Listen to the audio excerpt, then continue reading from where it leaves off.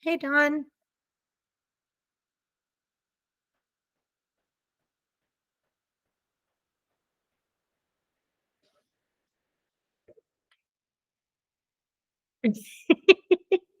No worries.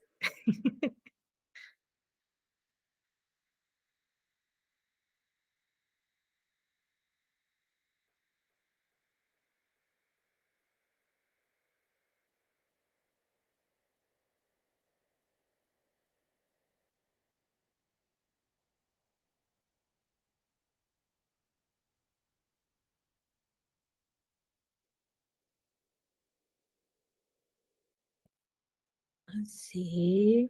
Um,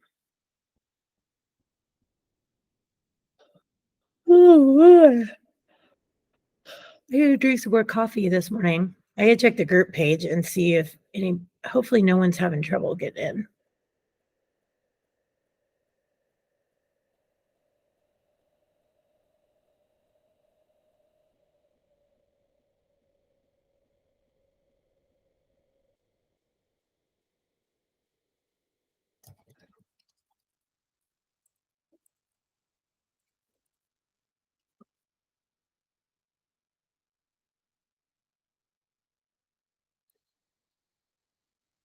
There we go. It might be a quiet morning.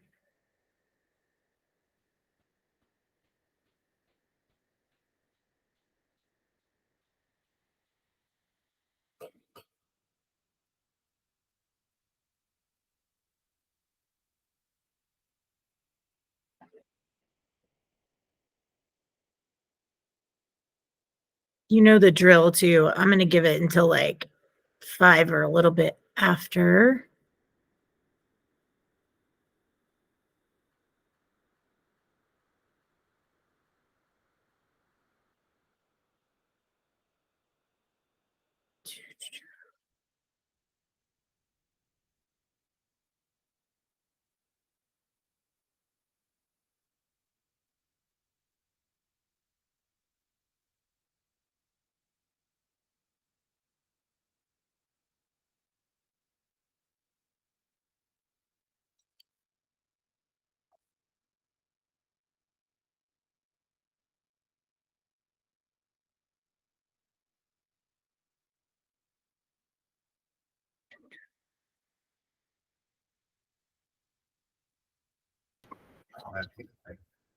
Oh, hey, Hi. morning. Morning. Is it freezing? Yeah, it snowed last night here. Oh, wow. It's 20 degrees. It's unpleasant in Washington. Y'all don't get the snow. You just get cold and rain, but like, man, Yeah. unless you count when was the crazy ice storm? Was that last year where everybody's cars were like sliding down hills and Yeah, man, that was terrible. It's like 4 inches of ice in my car in the morning when I got up, come in. It's terrible. I just remember seeing all these videos of like, people parked on the street and then all of a sudden their cars just like start sliding down the hill. Like, God, that's terrible. Seattle has like 4 trucks, basically, 4 snowplows. So, 4? yeah, literally, it's the worst thing ever. So, people they're idiots. They try to go down a hill. It's a sheet of ice. So, Oh my gosh. We get to name ours every year in our city. I think just my city or like county seat or whatever I'm in has like 20 some odd snowplows. They all have funny names though. They do it like every time we get a new one, it's a naming contest and you get to name the snowplow. So like it's like Han Snowlow and like other they give them funny names. Like it's pretty entertaining. Hey Lisa. Hey, how are you? Good. How are you? Snowy. Everybody got snow. Although that's good for some regions, not so great for others, but good for some people. Good for this direction for my clients that have beer at the ski resorts. Great thing. I'm good with that. All right. We have a small but mighty group this morning. And then I have to double check to make sure, okay, I'm recording and all that good stuff because I will post it up later. I got so many messages from people this year saying, I would love to see you on Friday, but I can't make it. And so just post the recording. I'm like, okay, I hope people watch this later. I'll just trust you. It's great to have. It's not a bad feature as long as I hit the record button. If I forget, then it's trouble. So, all right, let me pull up the presentation and we will jump right into things. I also have to, I gotta rearrange my screen over here. All right.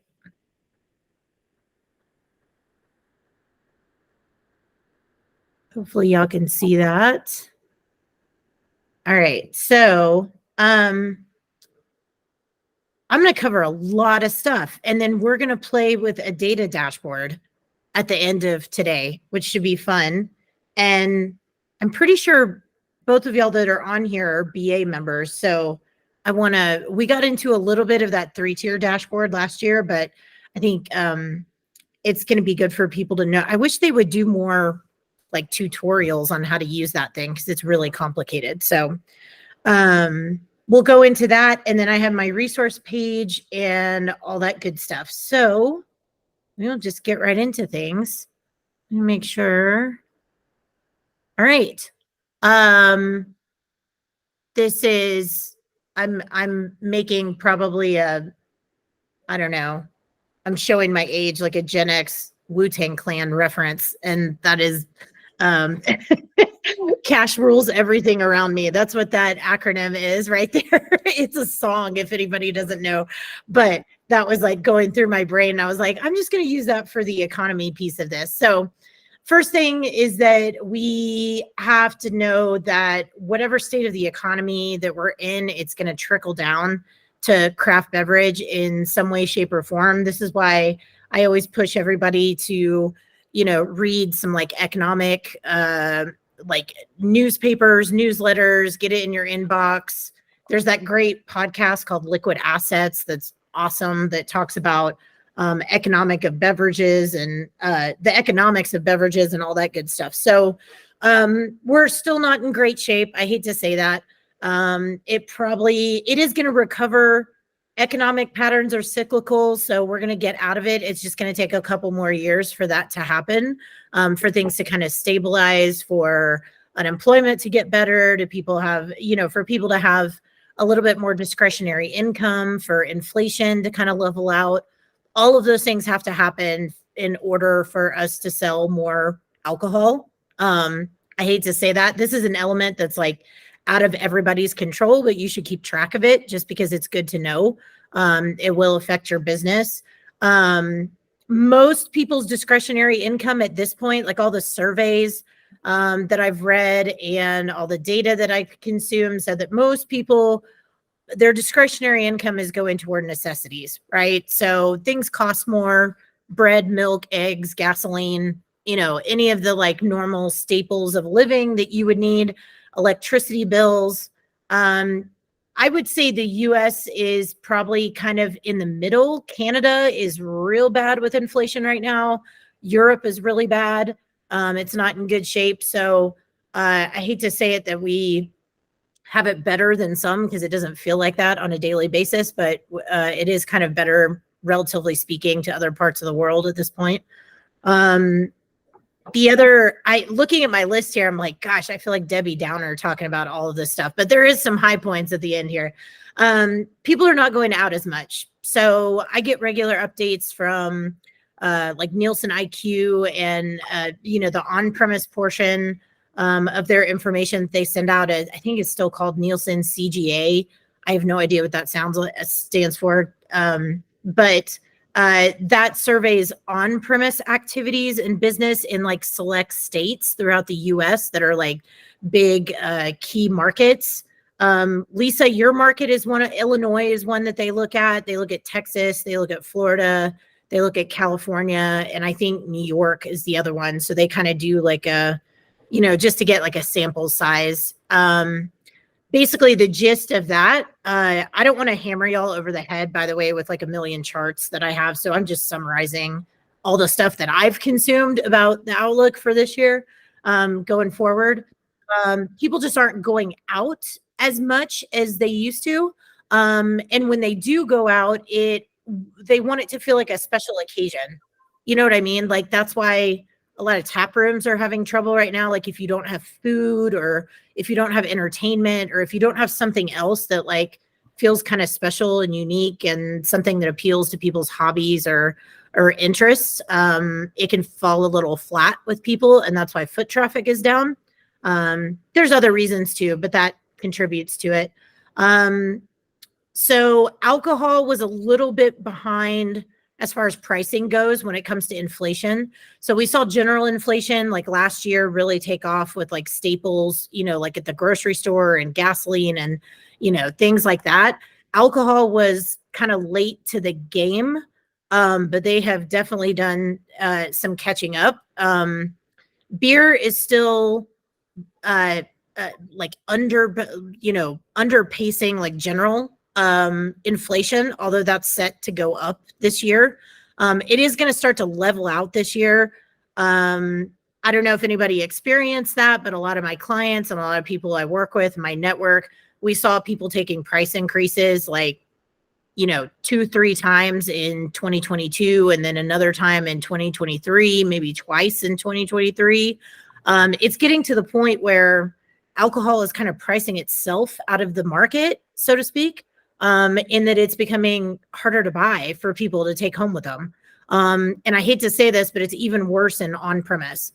Oh gosh, Lisa, I think this was in your neck of the woods. I saw an article about somebody that opened in Chicago. Was it Other Half Brewing, like their tap room, and like a pint of beer was like $16. I was like, oh my God, that's insane. Yeah, and they quickly adjusted that. Yeah, they did, which is great that they like listened and responded. But I was like, what were they thinking? Like that, I get it that cost of living is higher in different areas, but my goodness gracious, like it wasn't in an area of Chicago. It wasn't on the Gold Coast. It was in Bronzeville. I mean, it's an area that couldn't support that.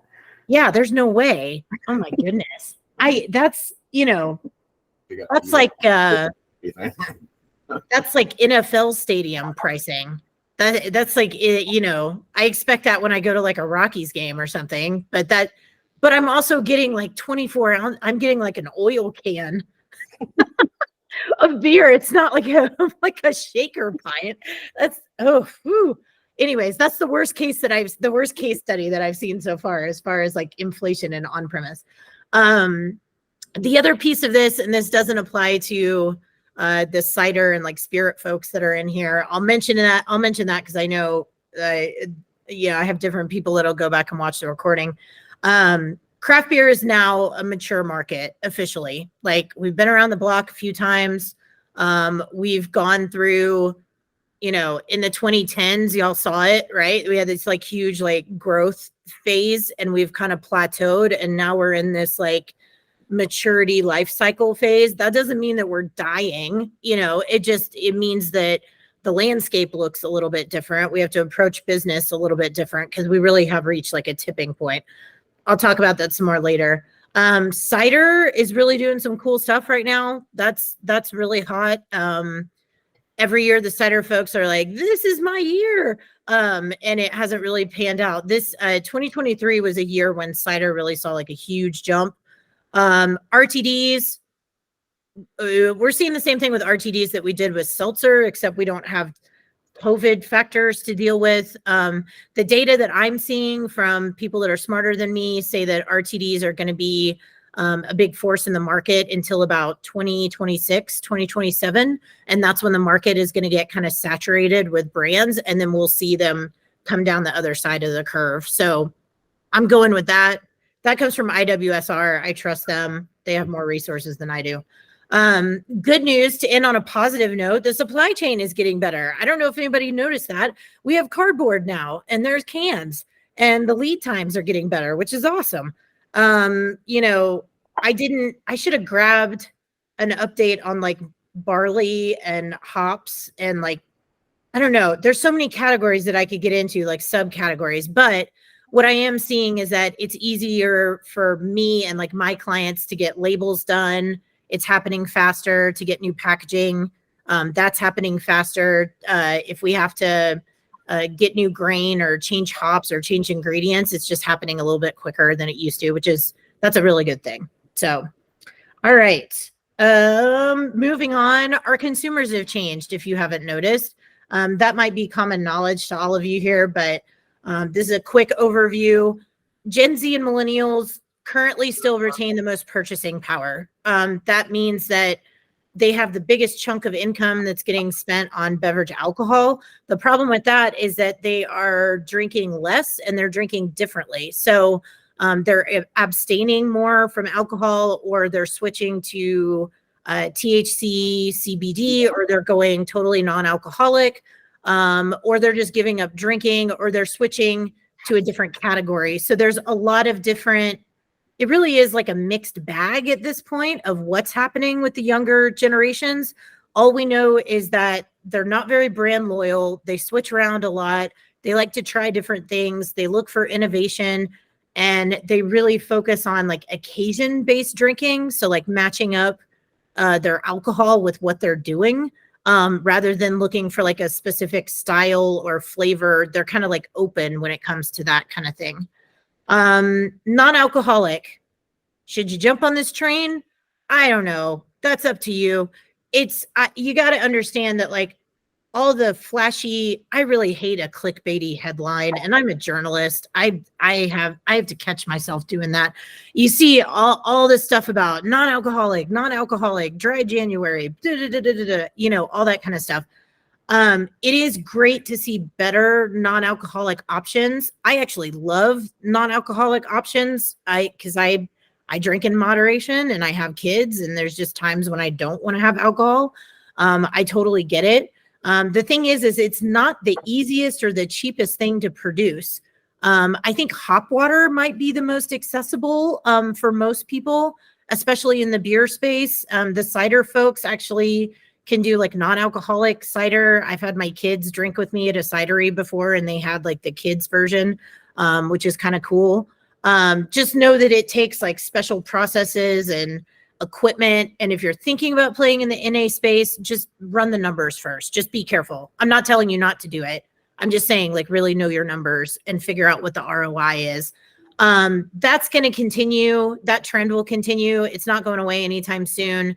It's probably going to see this like, you know, like the rise we saw with seltzer, same thing for the next like 2 or 3 years. And then it's going to calm down a little bit because the market will be saturated. But I think we're going to continue to see a lot of placement in on and off premise, which is kind of cool. So everybody is crossing categories when it comes to drinking. So I hate to say this, there's not a lot of like brand loyalty anymore or style loyalty. It's more about what flavor am I getting? Does this fit what I'm doing with the alcohol? I talked about occasion-based drinking before. We're going to continue to see that for a while, for at least like the next few years.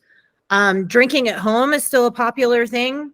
That hasn't like eased off. I mean, obviously it eased up from 2020 whenever, you know, all the places opened back up, but people are finding that it's more affordable to drink at home than it is to go out.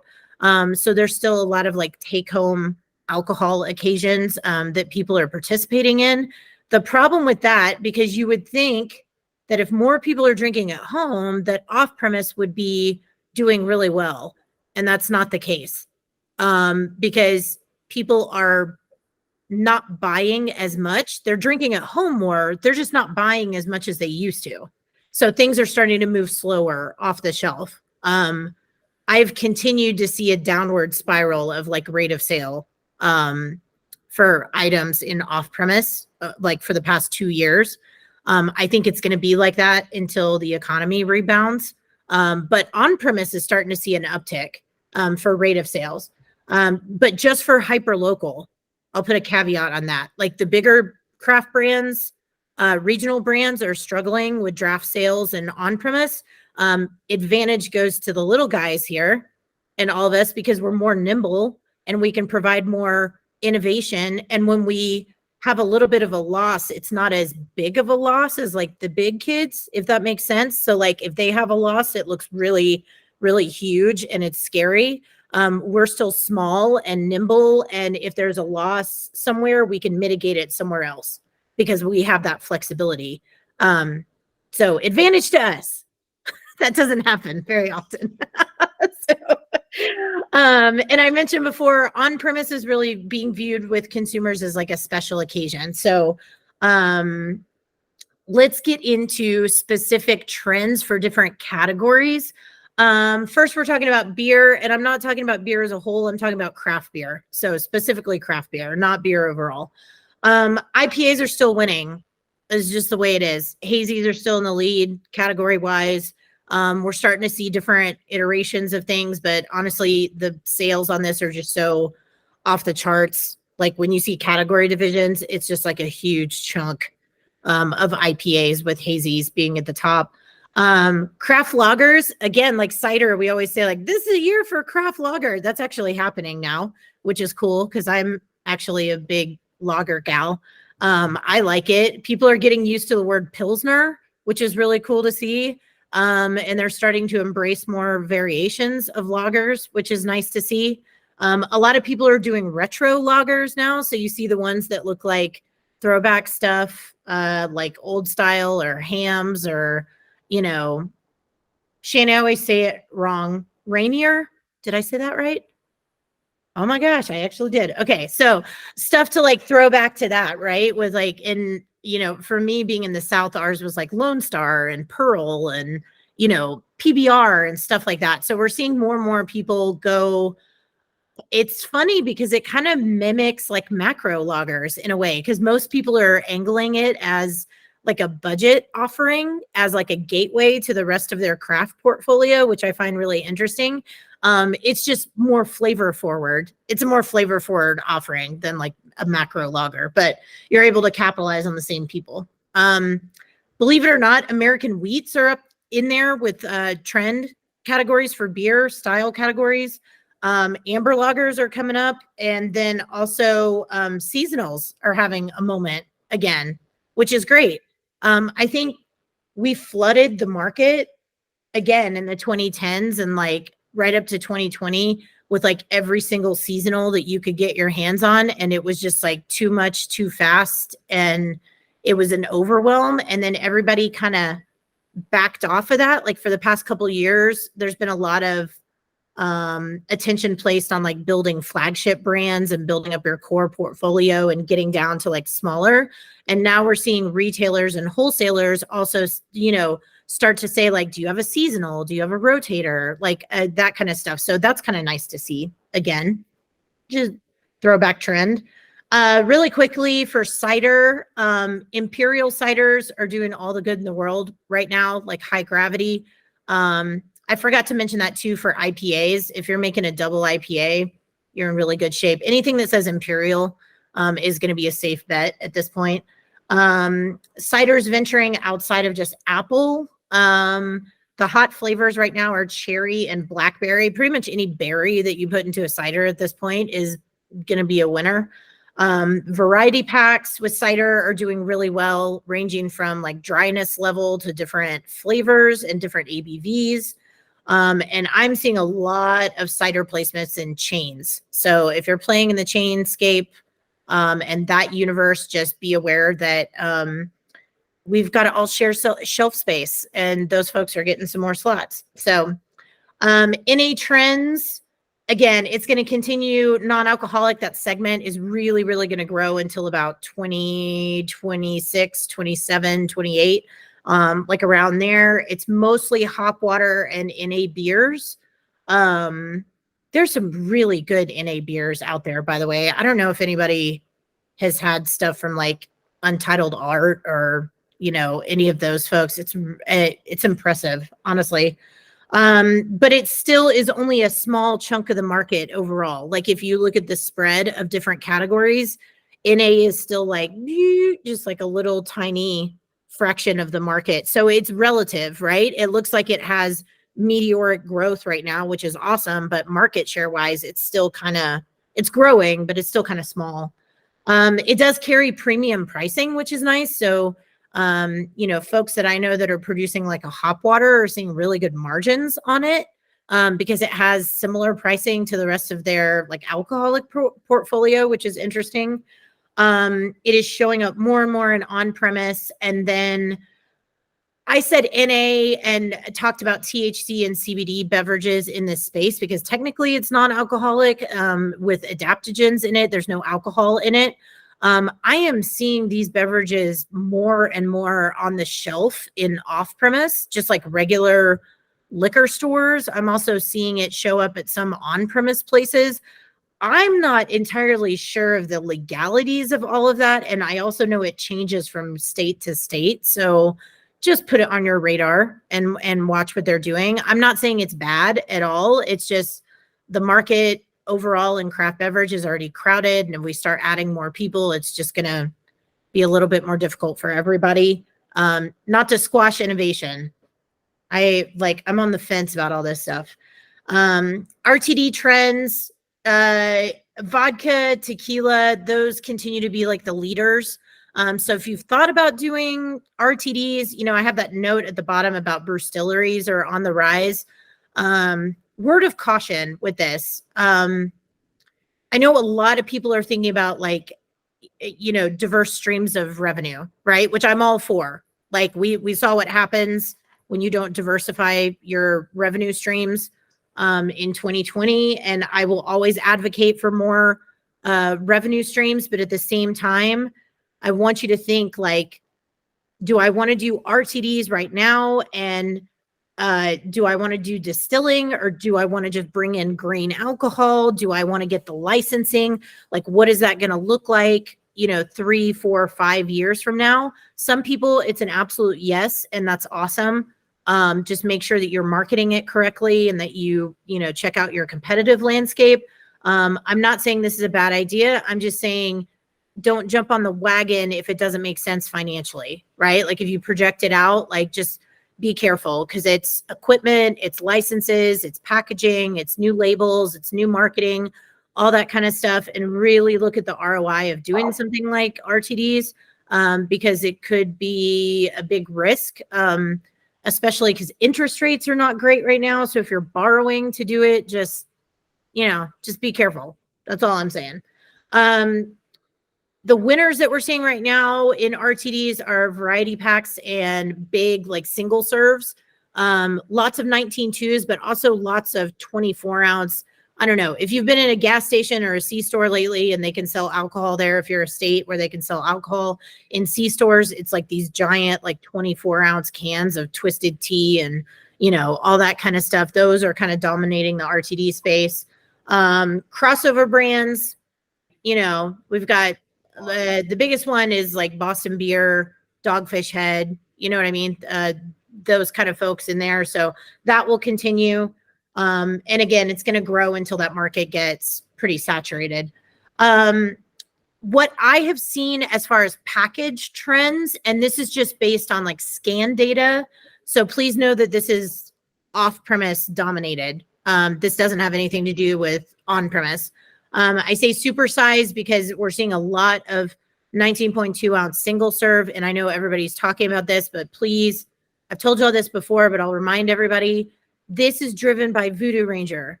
So if you're not Voodoo Ranger and you can't afford a different twist feed or whatever you have to do to Frankenstein your canning line to do 19.2s, I don't know. The biggest issue that I have right now is pricing.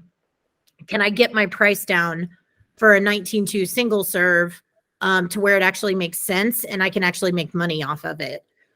We aren't larger brands here. We don't get subsidies for ingredients. So your COGS are probably too high for 19.2s to work. But if you can make it work price wise, I don't know. I would do it. I would recommend doing it. That's a hot spot right now, but it also needs to be an attractive style. You can't just like put, you know, your plain old everyday Pilsner in a 19.2 and expect it to fly off the shelf. What we're seeing with those is like hazies, imperials, fruit forward, premium, like crazy flavors, stuff like that. That's what's doing well there. 12-ounce variety packs, still doing well. 12 cans in a box, make it pretty. No brainer. If you don't have one, think about making one. It's a good thing to add. I would say that's a pretty safe bet. This is always an interesting debate. 16-ounce 4-packs or 12-ounce 6-packs, right? And it's like, you got to do the numbers. They're about head to head. You know what I mean? Like in some categories, they're doing better than others, and they kind of shift depending on the liquid. So I kind of put those two together as like a flat category. I don't think either one of those packages is a bad idea. All right. Own premise. Let's talk about your tap room. If you are a finance person in craft beverage right now, you are telling everybody to get out of wholesale as quickly as possible and double down on your tap room and open a second location and a third location and a fourth location and all that kind of stuff. And my answer to that is time out. Time out. Press the pause button. Okay. Yes. Own premise, your own place, you're making more money. Absolutely. I get it 100%. I'm telling people not to focus on wholesale expansion at the moment until the distribution channel gets a little bit better. So if you have aspirations of like expanding your footprint into different states and talking to other distributors and all that kind of stuff, I don't know. I'm kind of a little bit bearish on it. Like I'm kind of, sort of closing the doors on expansion right now. Unless you're growing like gangbusters and you don't have a big footprint to begin with, I would say the very, very hyper local folks right now that have a very small footprint, those are the folks that you probably should be expanding your distribution footprint, your wholesale footprint, talking to a distributor, whatever that looks like. If you can self-distribute, do that. But I say kind of start at home and work your way out. So maximize your tap room, maximize what belongs to you, leverage the biggest margin, the biggest profit margins, which would be your own location and selling stuff there. Try to self-distribute if you can, then go to a wholesaler, then go to other states. But know that, I'm not pushing any of my clients right now to expand in wholesale. I would say I'm about probably 80-20, 80% own premise, 20% wholesale. That's kind of where my brain is at. You don't have to listen to me, by the way. That's just the way I'm doing things. You can do whatever you want to. But I would say just focus on your best source of revenue. If that includes e-commerce, double down on e-commerce. Awesome. If you can afford to open another location, do your homework, run your numbers. That's great. If you can do it, just make it special. If you're opening just a tap room with nothing else going on, no food, no events, no entertainment, anything, probably not smart at this point. You got to have other stuff going on. Think outside of your category. So are you offering different things that would appeal to more customers? Wine, non-alcoholic, cider, seltzer, RTDs, food, whatever it is, right? So think outside of whatever your bread and butter is. Premiumization of events. This is interesting. What I mean by that is that when people do go out, they want it to feel like a special occasion. So it needs to be something fun.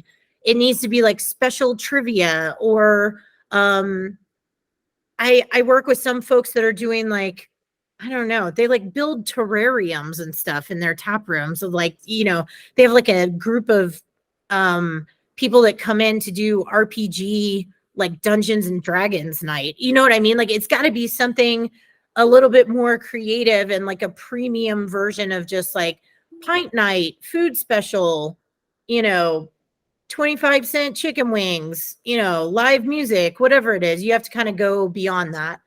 Think about adding extras to your own backyard and talk about it. Please. That's one thing. I give this analogy to this group all the time, but I'm going to remind you, when's the best time to invest in the stock market? When it's down, when it sucks and nobody else is buying in because everything is on sale. When our market is down, the best thing you could do is double down on marketing because you're building the foundation, right? So talk about your brand, talk about what you have going on, talk about your story, talk about your team, talk about events. That all goes through digital. I'm not just saying that because I'm a marketing lady. All right. Let's take a look at wholesale. Here's my big message. And if y'all are on my email list, you see this. Please don't panic. Don't panic. It's not the time to panic. Wholesale is not awesome right now. I get that. We're in a valley. It happens. It's cyclical. It's like real estate, right? We will come back around. It will get better. The problem is that wholesalers got hit really, really hard with all the COVID stuff, and they just haven't rebounded. Everybody quit. They're low on staff. They don't have time to train people to do sales anymore. It really has gone back to just like logistics hubs. So what we can do, there's nothing we can do about that, right? Like we don't control their business model. What we can do is suppliers is prepare ourselves a little bit more for that scarcity mindset. They're probably going to be ordering very conservatively. They might be talking to you about SKU consolidation. You're probably going to have to shoulder a lot of the sales yourself. And carry that burden yourself. Don't expect them to sell things for you in the market. And you're really going to have to over communicate with them. Goals, plans, product launches, incentives, interact with them as much as you can. I say steer away from expansion right now. I explained that before. You'll know what that means. I'm not saying not to do it. Again, if you're small, do it to it.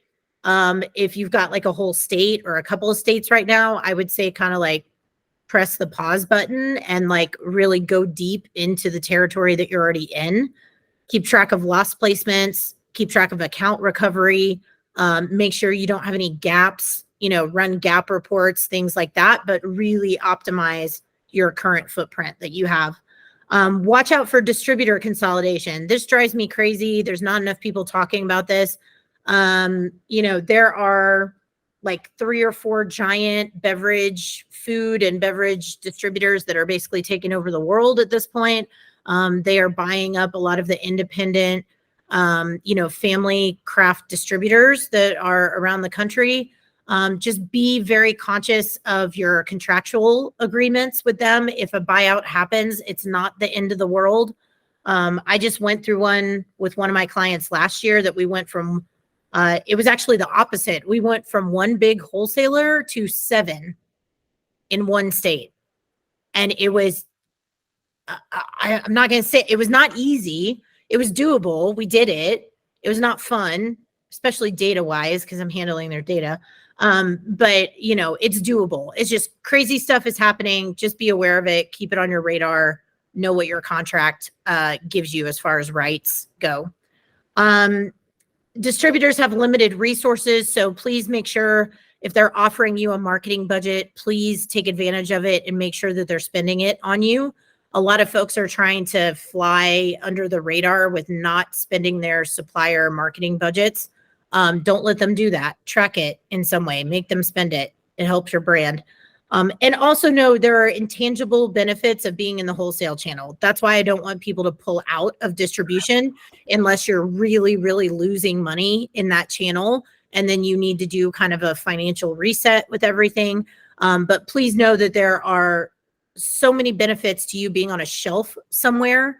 And with more people drinking at home, it's funny. It's kind of happening in reverse now. We used to say all the time, brands are built in on-premise and then it carries out, it spills over into off premise. So people will take it home and drink your stuff there. It's kind of evened out now. Like some people are picking up your brand in off premise and then they're learning about your brand online and then they're going to your tap room, which feels like really backwards, but that's kind of, a lot of the trends of what we're seeing now. So please know having a really good brand on the shelf and that like billboard experience and having your stuff in a lot of outlets, it's actually doing all the good in the world for your branding and awareness and all that good stuff. Okay, off premise. Let's scroll through these pretty quickly because I want to get to the dashboard so y'all can see this. We have reduced shelf space. Why? Because there's more people. Inflation, prices are going up, so it makes When you look at dollar sales for data of craft beverage and off-premise, things look awesome. It's not. It's because the prices are going up, but the volume is down. So you got to look at both. Make sure that you're looking at dollar share and also volume. Slow rate of sales, I say spread it out. We can't really impact rate of sales all that much. You can a little bit with like promotions and signage and marketing materials and programming and activations and things like that, but it's really not going to impact like big trends. So what I say is that if you have a little pocket of like 5 accounts and they used to do whatever said volume, now you might need 10 accounts to do the same volume as those 5. So hopefully that makes sense to everybody. You just have to kind of add things to the equation to mitigate it. There's lots of competition. When I say not a lot of time for interaction, this gets into branding. You've got to make sure that your branding is on point. You have to build a brand family and not a family of brands. You don't have time to chase people around a liquor store or a grocery store and tell them, oh, that's my beer. Oh, that's my beer. Oh, that's my beer too. That's my beer over there too. You can't do that. They have to know that. And it happens in like a split second on the shelf when they're like browsing. So make sure that your entire portfolio is cohesive and it looks like it comes from the same brand family. Please start offering up innovation again if you aren't already doing that. Special releases, seasonals, things like that. There is a good happy medium. You have to figure out what that is for your brand, like money wise. I can't tell you like an industry benchmark for that because it depends on the size of your organization. Avoid out of stocks, please. That is like brand death at this point. There's too many competitors. You'll get replaced if you run out of product. Be very, very careful. And embrace the omni-channel consumer. So what does that mean? That means people are shopping online and browsing and looking at brands online, and then they're buying in person in a store or in a bar or restaurant. So the better digital presence you have, the better brand recognition, the more beer you're going to sell, or cider or RTDs, whatever it is that you're selling. Okay, let's look at on-premise. Again, big brand, major draft sale decline. I think the biggest thing that mainly just relates to beer.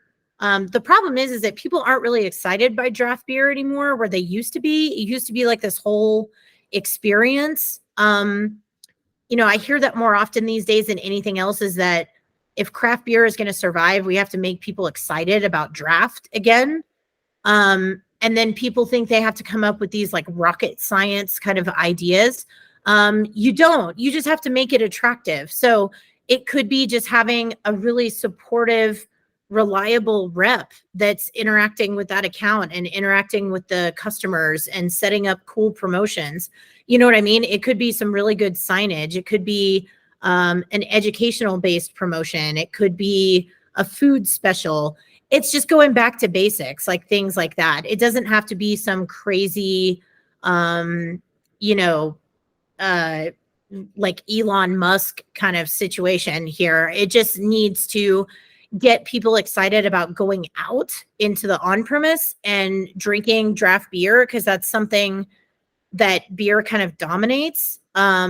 Cider as well is a draft option. RTDs and other things like that, they can be on draft, but if you look at somebody's draft wall, the majority of stuff is still beer, honestly, beer and cider. So we kind of own that space. We just need to own it and make it more fun. The other thing is support with marketing, and please watch inflation. Please, please, please. Chains. Okay, I'm about to host a retailer panel next week at CiderCon. I'm going to be in Portland, E9, guys. I'll be, hopefully it stops snowing by then. They got it worse than us. Oh, shit. Okay. All right. Maybe it'll clear up by the time I fly out next Wednesday, or this coming Wednesday. I'm moderating a panel on chain sales with some retailers and a couple other cider brands. Here's the gist. It's very competitive still. It's very crowded. The hardest thing to do is get authorizations. If you go for an authorization and you're submitting item forms, please make sure that it's like buttoned up and presented very professionally. If you get a presentation meeting with a chain, know that the most time that you will get with them is about 15 minutes. So you got to use your time wisely. Most of them are making more room on the shelf for hard beverages. Chains do sales by metric feet, whether it's the warm shelf or the cold box. It's just becoming more squeezed. There's a lot of us in there. A lot of people are doubling down on programming. I don't see a problem with that, but please know, like, the old school stuff that we used to do, which was like, I'm going to give away a snowboard or a bike or a surfboard, or it's like a scan to win contest. That's not really resonating with people anymore. It's got to go something beyond that. A lot of us are leaning towards like in-store demo activations. So it's just as simple as like, you know, putting out some shelf talkers during like a 1 or 2 month time period and supporting it with some in-store demos. And that's working really well because people like to try before they buy. You do need to have access to data. That's becoming more and more accessible. I'm going to show y'all that dashboard. That's free to all BA members right now, which is like a wealth of information. A wholesaler is not required anymore to sell to chains, but you have to be really strategic about telling them what stores you want to go into to making sure that you don't run out of product. Don't pitch to the whole state if you can't provide enough liquid for the whole state. Unfortunately, we are moving away from rotator UPCs, which pisses me off, but you know, it's a lot more work on our part for submissions. We are moving towards this idea of a universal product catalog. If anybody's heard any rumblings about a company called Syndigo, about like submitting your products to get pictures taken, please know that that is all driven by like e-commerce and mobile apps for stores and things like that to make sure that you have the right pictures for your products. It is money well spent, by the way. It sucks, it's expensive, but if you do it, it's worth it because a lot of chains are starting to use that service now. And no out of stocks, again, ever. Don't run out of liquid. Just don't. That's all I can tell you. All right, path forward. Y'all hear me say this all the time. Hope is not a strategy. You need a strategic business plan. You need a strategic marketing plan. You need a strategic sales plan. If you're launching new products, please have a go-to-market plan. Know your numbers. Get your COGS in order. Know your margins. Project out for the whole year. Do demand planning. Do it by month, not just for the whole year. Leverage all of your real estate. I want you to make money off of every corner of your business, even if it's a shoebox in the corner of the office. Like, figure out a way to profit off of every asset that you have in your building or that you have access to. That's going to be the key to success. Like, if you have old barrels, cut them up and sell them to people who barbecue. I bought that during COVID. People will buy that kind of stuff. Like, sell everything that you have. Take advantage. Get creative. Double down on marketing. Go hard on digital. It is the best bang for your buck. Stay away from big stuff right now. Just for right now, not ever. But like billboards and newspapers and print, all of that stuff. Like, sometimes it makes sense for people. It's a case-by-case basis, but I'm saying just in general, go hard on digital. I want you to get clear with your branding. Make sure that people know that all your beer comes from the same place. Know your value propositions. Do a good old-fashioned SWOT analysis.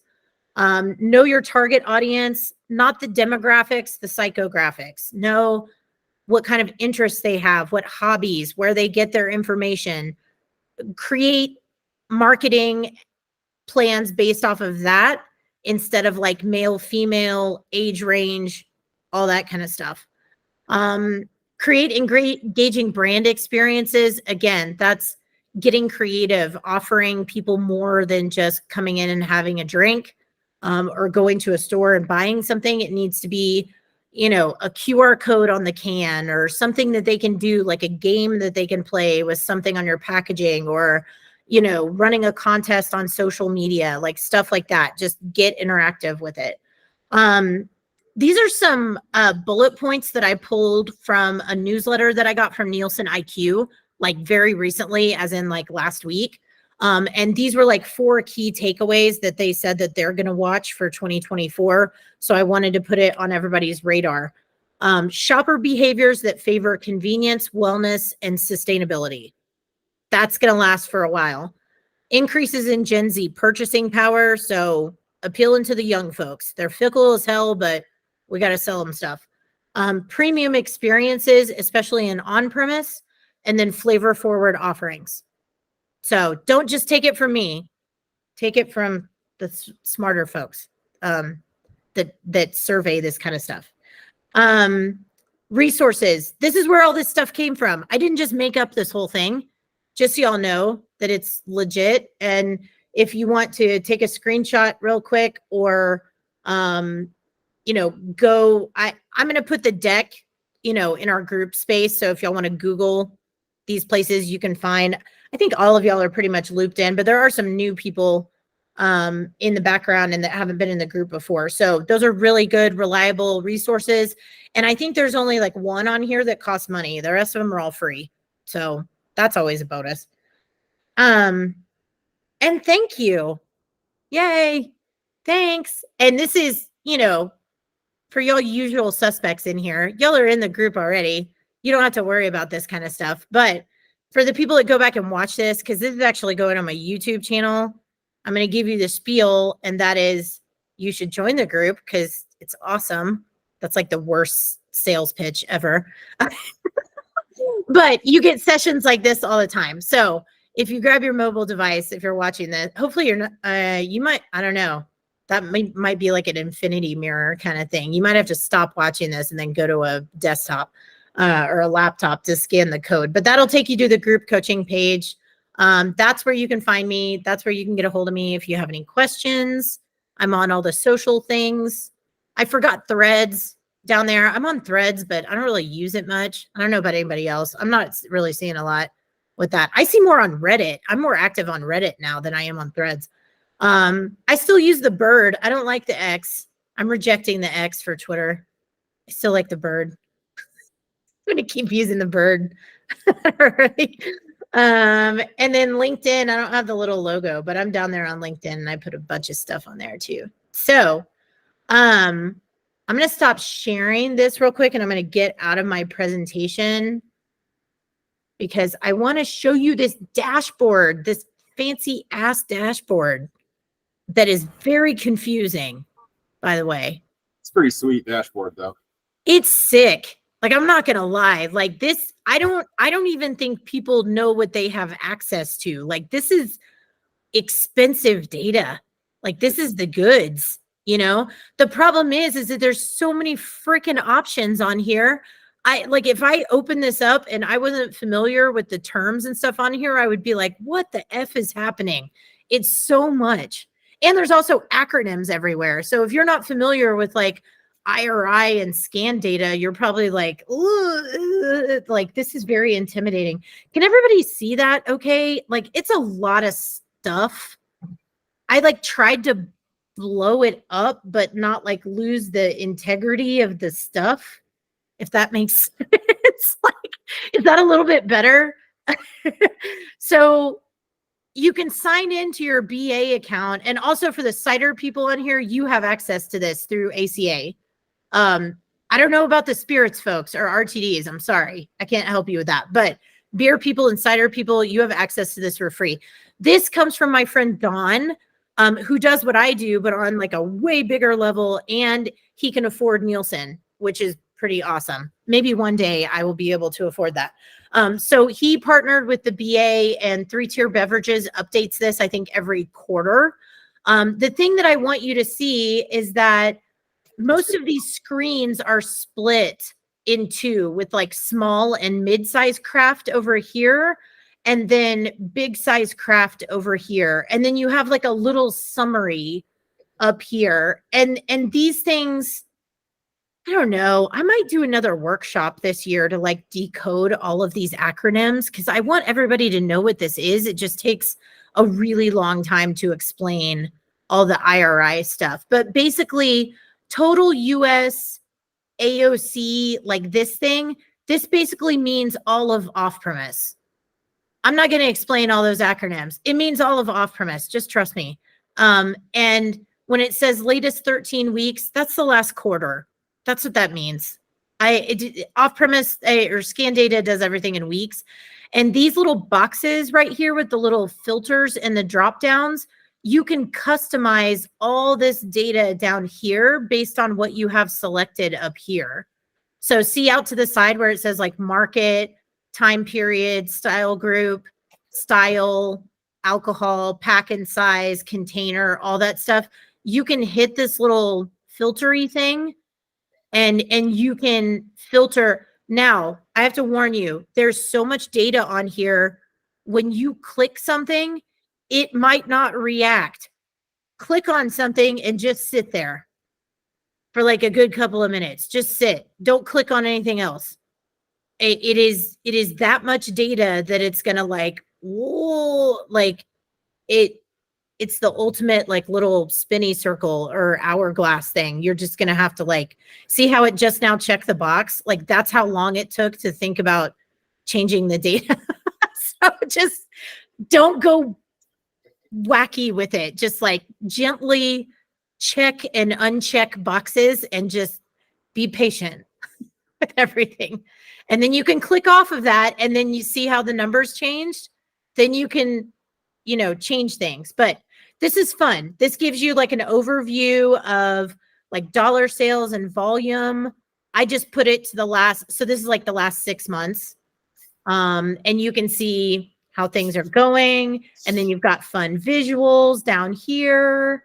You can see what's happening with dollars and volume and all the things. And then see all the options. You can like float around between all these things. And this is a living document. So you're literally just interacting with this thing to get the trends, right? And then on top of that, as if that wasn't enough, see these tabs down here? This is just the home page. This is like the tip of the iceberg, like not even the tip. This is like us like going up the iceberg at this point. So you can scoot over to the market overview tab. You can go into, oh my gosh, see, that's how much data it is. I clicked on things too fast. You can go to market overview. You can do things by geography. I am not going to zoom in on that. That's crazy. Y'all zoom in on your own. This is all different areas. You can change it. It's fine. Style group and different styles. This is where I got like hazy, seasonal, lagers, like all that kind of stuff. Look at this. Red ale's in there. I'm excited about that. I don't know, like, I'm like in the minority here. I want to see where ESBs land. Somebody get me in here, like really old school. But you can do package trends. You can do segment comparisons. This is fun. Okay, I'll try to zoom in on this without going crazy. This automatically defaults to Arizona because they're first on the list. I don't know why. Alphabetical, I guess. No, there's somebody. Oh, they don't have all the states on here, by the way. Oh gosh, Dallas Fort Worth is like its own market. That's crazy. Lisa, there's Illinois. We'll just select that and give it a second. I'm going to take I saw Chicago area too. Oh yeah. I think you can only do one at a time. I think you could do multiple though. Yeah, you can do a comparison side by side.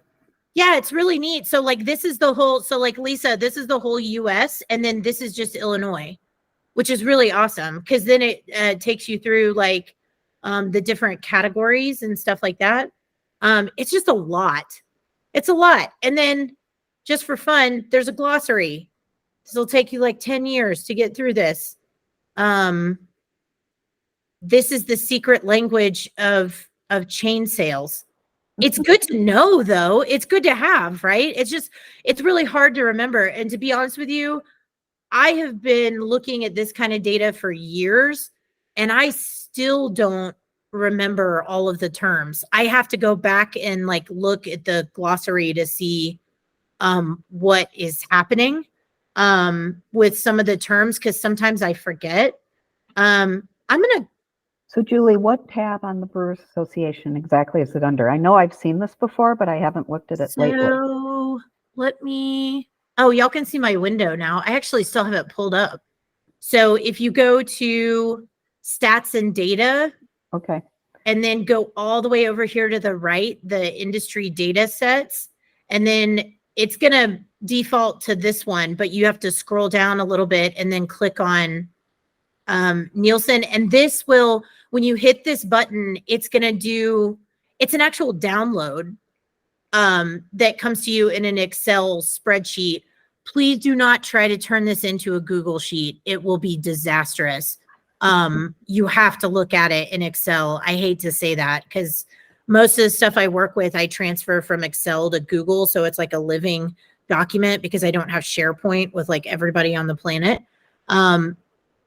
Do not turn this into a Google sheet. It will be terrible. So keep it. I'm going to set this on 1 year, and I'm just curious about, let's see. I'm going to do small mid craft. Look at off premise. That makes me want to throw up. Gosh. Okay. And then you can kind of see, look at the packaging stuff. This is that one pack, this one pack aluminum. That's the 19.2 or like the 24, you know, it's like a loose case. Look at the glass stuff. God, glass producers are probably freaking out at this point. Like, I mean, that's really scary. But 12 packs, you know what I mean? This is where that, but you have to understand this. That's all Voodoo Ranger and like Boston beer, you know? But this is cool. Here we are with all the IPAs, nothing new. Hazies are down a little bit, but they're still like a big chunk of the category. Assorted, that's nondescript. That doesn't help me. Blonde ales, hazy imperials. That's interesting. Let me scoot over here. Everything else. So just make a bunch of hazy imperials because those are really cost effective, right? Yeah. Super. That's good news. The one thing that I have seen though, as far as like the biggest change with like styles year over year is that sours, like fruited sours, were still doing really well last year. And I'm seeing quite a bit of a downturn in like fruited sour momentum. Yeah, a lot. Yeah. It's I've had quite a few people that I work with like discontinue some of their like expansion. Like they're still making fruited sours. They're just not making as many as they used to. We're not refilling barrels anymore. Yeah. And barrel aged stuff is kind of there's still a market for that. It's just not quite as there's not as much velocity as there used to be with barrel aged. And I can't help but tell y'all like this little story. Oh my gosh, why am I going to forget the Belgian guy that I met years ago? He's a big contract brewer in Belgium and does a ton of like you know, spontaneous fermentation and barrel aging and stuff like that. And he's considered like a scientific wizard when it comes to like doing barrel aged stuff for people. And he took us, for one thing, I had to wear a clean suit to go into his facility, which I was like, I had to, you know, the air blower thing, like I had to get blown off before I went. But it makes sense, right? If you have that kind of stuff, like you don't want an infection and anything. And you're expecting this guy to talk about like how cool the barrel aging program is. And he walked us into his barrel room and he's like, I hate this room. I hate it. I hate it.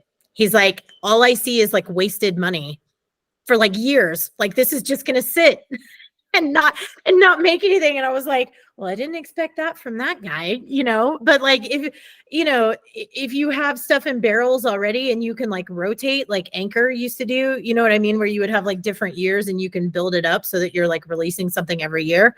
I still think it's a fun project to do. And I think it's cool innovation. Just make sure you aren't like throwing everything in like 10 barrels and then letting it sit for 5 years. Please don't do that. So unless you have something else to sell. So, all right.